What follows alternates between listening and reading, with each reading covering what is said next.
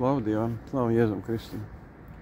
Un tagad kārtējo reizi, kad Dievs man ir devis iespēju liecināt, man ir tāda tēma, liecība par to, kā mani Sātans kārdināja savā laikā. Tas bija kādi gadi 20 vai 25 atpakaļ, es tik precīzi neatceros. Tad bija pilnīgi ekonomikas sagrāva bijušā Padomju Savienībā un Latvijā tajā skaitā. Un pat cik es nodarbojos ar pieminekļiem, kā jūs ziniet, pēc filmas, kurā jūs daudz man atpazīstiet, no Šķērsielas filmas, Jaunie laiki Šķērsielā, Kapteinis Šķērsielā, kur uzņēma Silvestris Margevičs. Tad es atrodos šī darbnīcā, un tagad jau tā ir pārbūvēta darbnīca uz jumta, ja, un gribu jums liecināt, kā mani Sātans kārdināja tajā laikā. Un šī liecība ir no manas dzīves, kad es aizbraucu, īstumā es pastāstīšu, lai garumā nestieptu to visu. Es aizbraucu pēc akmeņiem un naudas, tad man gandrīz, kaut kāda nauda man bija, protams, ceļam un vēl kaut kam. Aizbraucu pie ticīgiem uz Rovnas apgabalu Ukrainā. Un tur bija tādi bazalta akmeņi, un viņi bija ļoti lēti, tādi atgriezumi. Un tur es ar vienvārdu sakot sarunāju, kad es apmaksāšu dzelzceļu uz Rīgu to vagonu, un pēc tam to pārējo naudu direktors man apsolījās, kā teikt, uzticējās, pat cik ticīgie deva tādu garantiju par mani vai lūgumu, es apsolīju, ka to naudu, kad es būšu Rīgā, es viņam atsūtīšu par to kravu, viņš man naudu uz vietas nepaņēma. Man tik daudz naudu pietika samaksāt par to kravu, kad atsūtīju. Šeit pat netālu Mellužu ielā viņi izkrāmēja, tur vajadzīgas krānas, mašīnas tāpatās, ceļam krānas, veseli vilcienu vagons tur bija. Atvedu uz darbnīcu, un beigās man nav naudu, ko aizsūtīt direktoram. Tur vajadzēja kādu, varbūt $1500 vai cik tur, es precīzi nemāku pateikt. Nebija jau tā summa pēc mūsu apmēriem liela, tā bija mūsu apmēros tā ļoti maz. Bet man neviens, ne draugs, ne paziņa, ne banka, neko nedeva. Absolūti. Un es nonācu tādā situācijā, kad es galīgi nevarēju neko samaksāt. Un es sāku lūgt Dievu un iegāju gavēnī. Un gavēņa laikā, kad neko neēdu un neko nedzeru, es tajā laikā dzīvoju pats ar ģimeni Bolderājā, Kapļu ielā, un tā ir tāda ieliņa pavisam īsa, tur 4 mājas vai cik. Un beigās ir tupiks tajā ieliņā.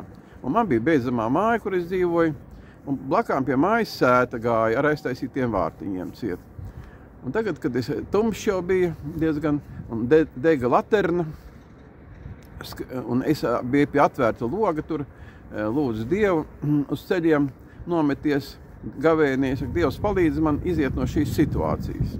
Un pēkšņi no tumsas, kur parasti cilvēki nekad neskrēja un negāja, un vēl pa nakti, kā teikt, vakarā vēlā, viens cilvēks parādās. Un taisni griežās pie manīm. Un viņš man saka, krievi valodā, viņš saka, ja gumanoid, tev baļšīk problēma, ka viņš esot gumanoids un es esot lielās problēmās. Es zinu, ka es esmu lielās problēmās. Man tikai 2 dienas atlika laiks tam direktoram pārskaitīt naudu, jo teica, ka viņu pretējā gadījumā ielikšot cietumā, jo tad bija tāda likuma. Un ko man darīt? Tālāk viņš tagad saka tā. Ты меня напои до усрачки. Tas krievu valodā tāds rupšs vārds ir. Latvijas tas būtu, tu mani pārdzirdīji ar šnabi vai, teiksim, tādu, dod man tik daudz šnabi, lai es pārdzertos. Tāds Latvijas varētu tā doma rupjā veidā. Es kā ticīgs, man nav tiesības nevienam dot šnabi un cigaretes. Katrs var to darīt pēc savu prātu, tas ir grēks. Un, ja es, teiksim, lietu kompromisā ar Sātanu, jo es sapratu, ka tas gumanoīds, es tādu vārdu agrāk nezināju, ka tas ir domāts citplanētietis.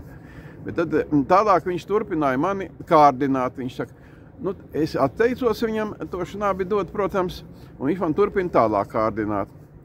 Un es jau sapratu, ka tas ir Sātana kārdinājums, jebkurā gadījumā, vai tas ir Sātans vai kāds apsēsts cilvēks, vienalga, bet tas gars, kas viņā, jebkurā gadījumā liecina, kad ar maniem runā Sātans.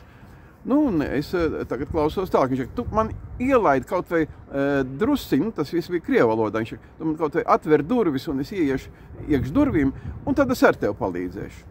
Es domāju, riktīgs Sātans, kur te vēl vairāk skaidrs, ka tas ir Sātans. Viņam nevajag ne dzeršanu, neko, viņam tikai vajag ieiet manā mājā, lai es ar viņu kaut kādā kompromisā tagad ieeju. Un es saprotu, ka man ir nepatikšanas, cilvēki iesēdinās cietumā, es būšu sagrēkojies, es varu pilnīgi, ļoti lielās nepatikšanās ieiet. Un ticīgiem būs kauns, ka viņi pa manīm solījušies un tā tālāk. Un ko man tagad tālāk darīt, es nezinu. Bet es zinu, ka es Sātanam nepakļaušos. Un es domāju, kā man no viņa tikt vaļā, jo viņš turpina man kārdināt, un ar to, lai es viņu laižu iekšā. Un tad es viņam tā saku, krievu valodā es saku, ты покайся, Господу Иисусу Христу, и сейчас же становись на колени. Un tikko es viņam teicu, nožēlo grēkus un nostājies uz ceļiem Kristus priekšā, tā viņš no manīm pazuda. Momentāli aizgāja prom, momentāli. Un vairāk neko viņš man neteica. Un tad es pārdevu visu to kravu, kas man bija nopirkta kolēģim, un viņš to visu pa tādu pašizmaksu nopirka.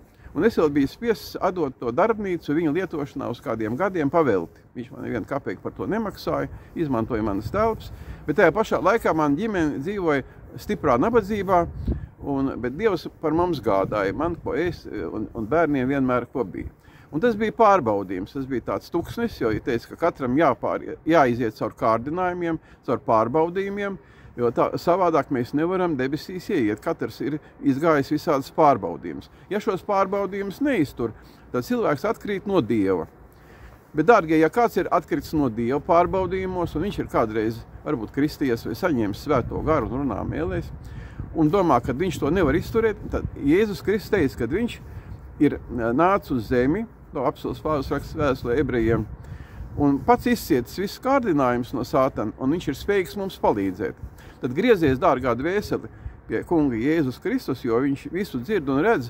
Viņš nav kā tāda akla un kurla Marija, ko daudz pielūdz, jo Marija pati nezināja, kad viņas bērnu Jēzu grib nokaut, bet nāca pa sapņiem eņģelis pie Josifa.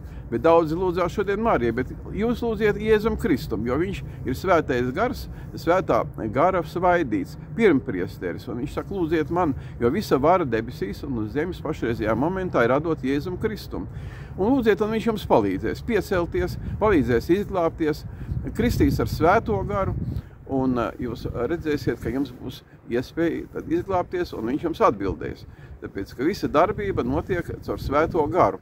Un ne caur Marijas, kā daudzi ir kļūdaini, to ir pieņēmuši un pielūdz elpas, bet caur svēto garu, caur, ir teikts, Dievu pielūdziet garā un patiesībā.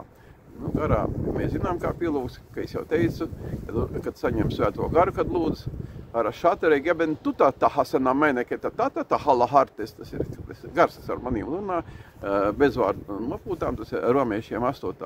nodaļā rakstīts, jā, beigās, kaut kur ap 22. pants, ja nemaldos.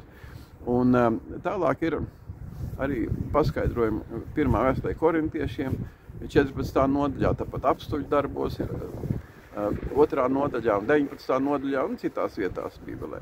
Tā kā esiet svētīti, es jums pastāstīju, ka Sātans arī ir reāls, viņš arī kārdina, un viņš tāpat kā pie Jēzu arī pie jums var pienākt. Viņš var pienākt cilvēku izskatā, var pienākt visādos izskatos.